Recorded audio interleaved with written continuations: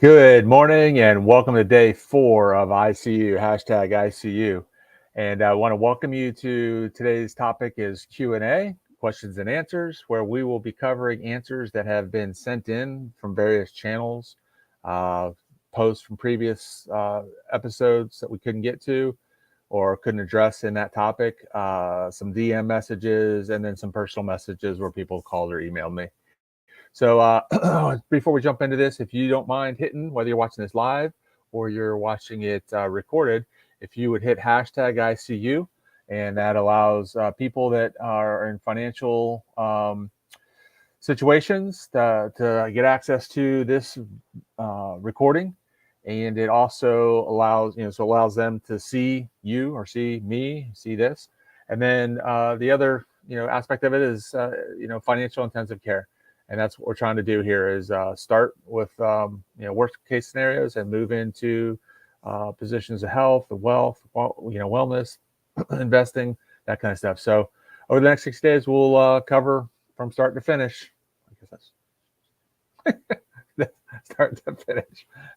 My screen's not as big as my arms, I guess. So welcome to day 4, and so we are going to touch on a couple of questions. And let me just pop my screen open here so you guys can see. Welcome to day 4 of ICU, and I am going to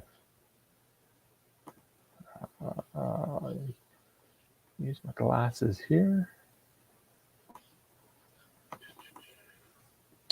And the first question we have that was submitted by Anna Marie is there a way to cancel credit without damaging or cause damage to your credit score?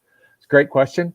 And the simple answer is your credit report, most people don't know this, that it keeps 7 to 10 years of your credit history on there.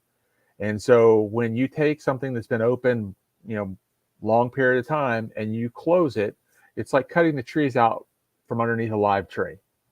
And so what we recommend if you are in the process of recovery and or purchasing a house, refinancing a house, anything like that where credit is necessary, employment, insurance, life insurance, car insurance, all that stuff, all attached to your credit. So we recommend paying down or paying off your credit, but not closing the account. Closing the account cuts that away from your credit history, and if you built up good credit, that could cause your scores to go down. And so it's a great question. There are ways if you have credit, high balance on a credit card, and you're not able to attack that. Sometimes what people will do is they'll spread that balance over 2 or 3 or 4 cards, which will get your credit balance or usage, percentage of usage. So if you have $1,000 card and you have $1,000 on it, you spread it over 4 cards, you have $250 on each card, gets you below the 30% usage mark, and same amount of money on credit, but will actually allow your scores to recover and go up because you're managing your credit properly and staying below 30% threshold line. A lot of people think that as long as I make my payments, my credit's going to be positive, and that is not the case. There are computer programs on the backside looking at percentage of usage, that kind of stuff that will reward you up to about 50% of the credit balance, and above that you could actually lose points even if you are paying on time because you're just pushing that limit.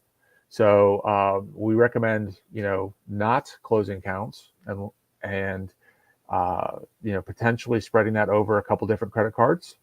And then the other part of it is annual fees. If you're in good standing, you've been paying on time, they send you notification they're gonna hit your annual fees. You can a lot of times negotiate with them. Say, hey, I've got this card. They don't charge me. Do I move my business to them type thing? And with that leverage, you can a lot of times negotiate to have the annual fees at least waived or reduced for that year. And so it's something that you have to manage over time. But that is a great question. I hope that answers your question, Anne Marie. And thank you for submitting that. So let me move on to question 2. I don't see any questions popping up that new. Got a question of define health and wellness, and that was submitted by Tim. And that could be taken in a lot of different ways. I'm doing this doing this series on financial health and wellness, so I'm going to take it in that direction. And so I will first point to right here as a definition of illness, sickness. If you're in this situation or worse, you're in what I would deem intensive care or sickness, in that you're living paycheck to paycheck, or you're not meeting your minimum payments. And so by knowing what we define as sickness, then we can move to health. And I did get the definition of health from an investment advisor, and that he used a ideal situation for ideal client. What we did is we brought that home to Pinellas County here in Florida, Tampa Bay area, and I looked up the average household income in Pinellas, looked at the median income in Pinellas, and then we built out the model based on the investors' recommendations of how much of your money should you be investing every month or annually. And for a person that's making $94,000, nearly $500 a year, $94,500 a year, you're investing about $1,500 a month. You should have, depending on the type of job you have, but 6 months of liquid assets, and that's put for rainy day. And then your debt ratios should be 30% or less. We talked about lending. Lending goes, looks at 43 for total debt, new house, all your debt, and will go as high as 57. So, somewhere between 30% and 57 is the right answer. But as we got closer to that, as we showed yesterday, as we got higher in the debt ratios, what went down or what suffered was how much we could invest. This is what suffered when we started getting to the higher end of the debt ratios. So that kind of gives us an idea, and we're working to keep our credit at 741 or better. That's the highest credit tier for mortgages. There are a couple lenders that go to 781, but for the most part, 741 is kind of the highest credit tier for conventional FHA, VA, USDA lending. And then basically, as your income goes down, the liquid assets, you're probably going to want to have closer to 12 months. And that is a process of building, paying down debt, getting rid of debt. When I say debt, revolving debt, consumer debt, car payments, RVs, student loans, credit cards, that kind of stuff. Some variables come into play when you start talking about how are you paid. So if you're in a salary and it's a fixed salary and you get the same paycheck every month, and you're in a stable industry or growing industry where, should your company run into trouble and they lay some people off, that you can easily transfer to within your industry, within your current geographical location. Some people will say 3 to 6 months of liquid assets is kind of what you should have. Okay, liquid assets being a rainy day fund. If you're self-employed or straight commission, if your industry is stagnant to decreasing, if there are not a lot of employers within your geographical area where you can commute if you change jobs, then that rainy day fund would probably look more like the target would be 6 to 12 months. The reason being self-employed, straight commission, variable pay, part-time pay, anything like that where your paychecks are dependent on your output, and you're at the beginning of the month, your slate's clean, and the end of the month is when you get, you paid out your commissions. You don't know what they are till the end month closes. You need to have a little bit more stability, and so that's what I would kind of target towards health and wellness in the financial marketplace. We're going to be digging deeper into these numbers over the next couple of days and kind of figuring out income, assets, liabilities, that kind of stuff. We'll talk deeper into that, but that's a snapshot of kind of, depending on your income, depending on your work, type of work and how you're paid, that's kind of how I would define health and wellness financially. Question we have from Lou. What is my first step if I can't pay my mortgage? And that's a great question, Lou. And that is what we are talking about. This is what kind of the heartbeat of what I was getting uh, and what created this 60-day, ICU course. If you hashtag ICU, if you're hearing this for the first time, just like the title up here, hashtag ICU. The purpose of it was, over doing this 22 years, I was here for 2000. They call it 2008. Really started 2007, ended 2006, but really hit everybody 2008 through 2010, last financial mortgage and real estate meltdown. And there were signs that was coming, and a lot of people blew past them. A lot of people didn't understand them. A lot of people ignored them. You know, had 500 banks, lenders, wholesalers go out of business during that period of time. Those banks and lenders, were run and started and managed by, Ivy League people. So, it's that's part of it. So, some of the things that came out of that in the Frank Dodd Act, basically, whenever you close a mortgage, in your closing package is a sheet of paper that says credit counseling. If you ever get in a situation where you're not sure, you can make your payments, you can't make your payments, contact us and we'll go through credit counseling. And they'll basically walk you through the different steps and avenues that are available through what they offer. Okay. And so how do you get contacted at? Your mortgage statement will have information on how to contact somebody if you need help. We're going to talk about hardship, whatever your hardship is. See if there's a way to figure something out with that credit counseling program. If not, then there's a process called forbearance, which they used during COVID. And you have to check into, you have to read the paperwork, 26, 50 pages that they send you on forbearance to, one, find out how does it affect your credit, two, how do they collect, when the forbearance is over. Do they collect the lump sum of what you didn't pay during that period of time? Do they attach it to the end of the loan, add payments to the end of the loan? Or do they take that lump sum and spread it out over a period of 12, 24, 36 months and add that to your current payment? But you need to know that going in, because one of the three phone calls that I received over the last 3, 4 months, 5 months, was exactly that case. They did forbearance, thought they didn't have payments, didn't read the paperwork, and when the forbearance was due, the 6 payments that they did not make were due on that day, and when they weren't able to pay them, they, went into foreclosure. 3 months behind, they can start the foreclosure process. So when you don't make those payments up, that's basically what happened.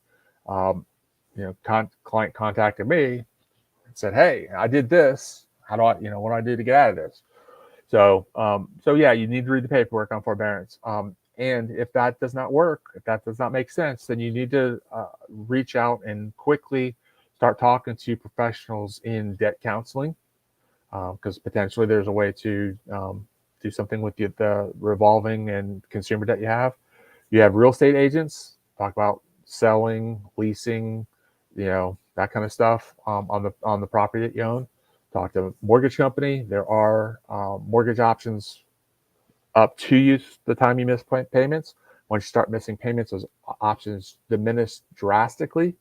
But there are options, forbearance, not forbearance, but foreclosure, avoidance options, and so those are all things that you can touch into. And then finally, as attorney, talking about foreclosure, debt, bankruptcy, that kind of stuff. So those are the kind of the steps that I would recommend. And if you have others, if you know of others, you've been through this, feel free to pop them in here as answers or solutions, because we learn from each other, we grow with each other. And then moving on to question number 4. What is the biggest issues that you see that could have easily been taken care of before someone would be in this type of situation? And That's a great question. That was presented here by, let me see, I think it's Calvin. Yeah, Calvin provided that question to me. Um, in the industry, um, there are at least six different avenues that we see uh, problems, where we see problems, and it comes down to what they call the 4Ds, or the first four, and then the two E's. The 4Ds are downsizing. So whether that's your company's downsizing, your life is downsizing, your how you want to downsize your house, death, divorce, and debt. So those are the 4Ds: downsizing, death, divorce, debt. And then the other two are E's, which are employment. You know, companies moving the headquarters, they're downsizing, they're laying off, that kind of stuff. And then the other one will be economic, as we're seeing with inflation, higher interest rates, that kind of stuff that puts squeeze on people. And so those are the four issues that cause the problems. And each of them has unique situations. Each of them has unique solutions. And but it's to find them. It's not sticking your head in the ground and hoping it'll go away. It's talking to people. It's looking at opportunities above and beyond what you currently are doing or have access to. Um, and so it's a little bit more in-depth conversation. And I'm looking up and I'm seeing that I'm over 15 minutes. So we will add this to our list of topics and dig deeper on this. And if there's anything that we discussed today that you want additional information on, feel free to put it in the comments or DM me, email me, call me, text me, and we will continue to add these questions to the process. And then every few days, we'll come back and answer them. If I don't answer them live when we're talking about something, or if I don't go deep enough, then we will add those to the queue, and I'll come back and answer them and do another Q&A day or whatever the case is. So I hope that helps kind of catch you up to what the first 3 days included, and some of the questions I got that didn't make it into the comment section. And if there's nothing else I can do for you, I hope you have a blessed day, and I pray that you're happy, healthy, wealthy, and wise. And we'll see you tomorrow for day 5. And give me a hashtag ICU if you haven't done that already. And hope you have a blessed day. Brian the Mortgage Savage. Thanks.